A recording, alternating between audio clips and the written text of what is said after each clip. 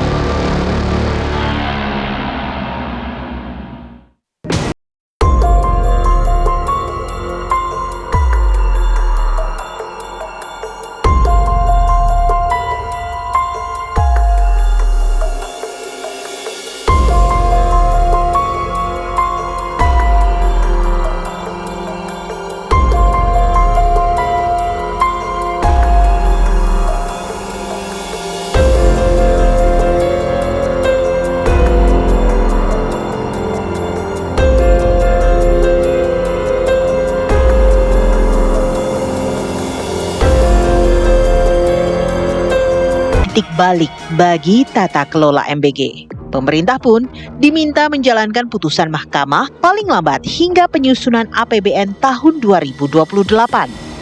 Sehingga untuk anggaran pendapatan dan belanja negara tahun-tahun berikutnya, anggaran program makan bergizi yang bukan merupakan komponen utama pendidikan dipisah atau tidak menjadi bagian dari anggaran operasional penyelenggaraan pendidikan, dan pemisahan dimaksud berlaku paling lambat dalam anggaran pendapatan dan belanja negara tahun anggaran 2028 atau paling lama 2 tahun sejak putusan APO diucapkan. Terkait keputusan MK, kami adalah lembaga pemerintah operasional, kami melaksanakan operasional. Tentu saja kami akan melaksanakan apapun keputusan yang menjadi keputusan dari negara, kebijakan dari pemerintah. Tentu saja ini nanti akan dibarengi atau akan dilanjutkan dengan kebijakan oleh pemerintah, apakah itu Kementerian Keuangan, Badan Anggaran, dan seterusnya. Kami, Badan Gizi Nasional, adalah lembaga di tingkat operasional dan kami akan melaksanakan apapun tugas dengan anggaran seperti apa dengan sebaik-baiknya. Saya kira itu. Berdasarkan putusan MK, pemerintah tidak akan menghentikan program MBG yang sudah berjalan. Hanya saja, desain fiskalnya berubah. Pemerintah pun kini harus menyusun ulang struktur APBN. Lantas, jika tidak lagi menggunakan pos anggaran pendidikan, dari mana pemerintah akan membiayai program MBG? Karena selama ini pos anggaran MBG mayoritas diambil dari anggaran fungsi pendidikan, sekitar 67%-nya. Nah, sementara fungsi kesehatan, fungsi ekonomi, maupun sisanya itu dari pos cadangan.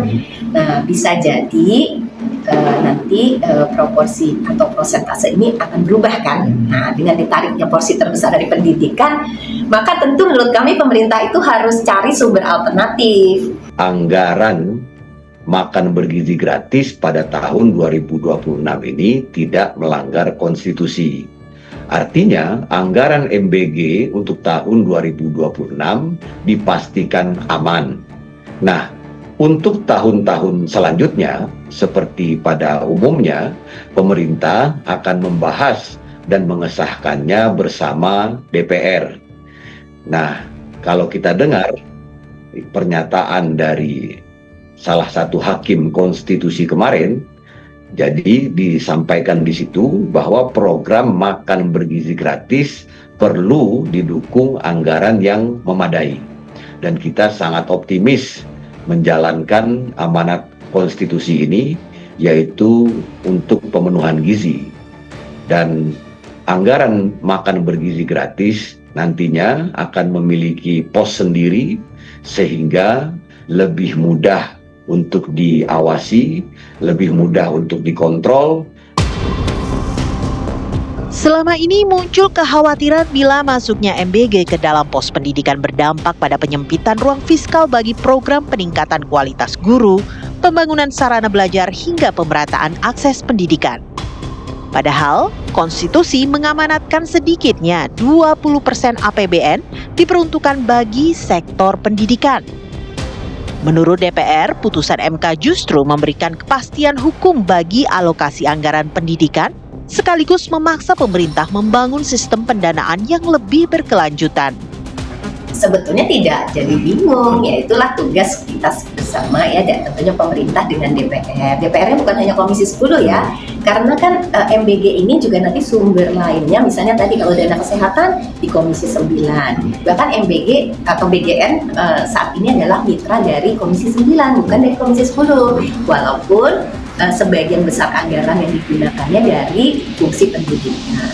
Jadi nanti intinya pendidikan dana pendidikan yang 20% yang merupakan mandatory spending itu akan fokus pada kebutuhan inti dan operasional pendidikan sesuai dengan amanat konstitusi. Nah, itulah tugas Komisi 10.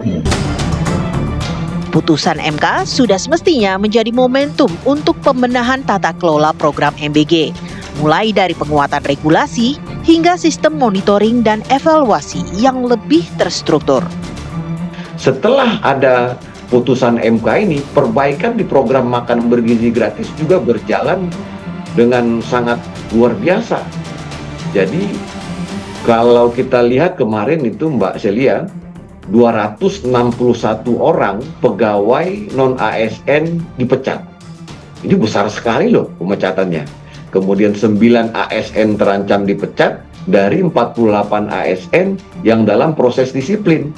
Kemudian 833 dapur itu ditutup secara permanen. Kemudian baru kemarin 137 orang kepala SPPG dipecat dan 414 dapur fiktif yang mendapatkan uang tidak halal itu sudah berhasil dikembalikan kembali uangnya.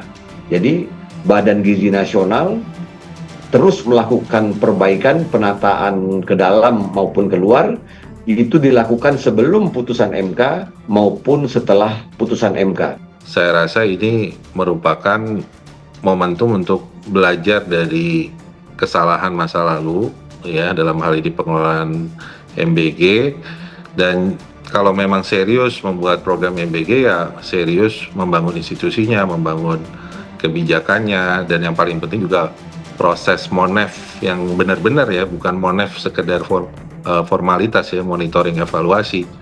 Kalau memang ada yang tidak perform, tidak efektif ya harus dihentikan, harus dibubarkan gitu kan.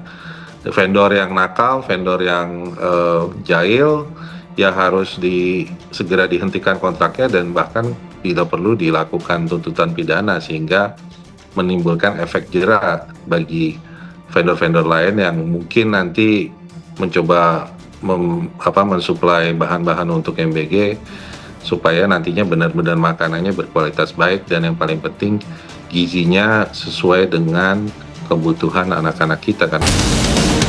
Putusan MK barangkali tidak mengubah menu makan siang para siswa, tetapi ia menentukan bagaimana program MBG dibiayai di masa depan.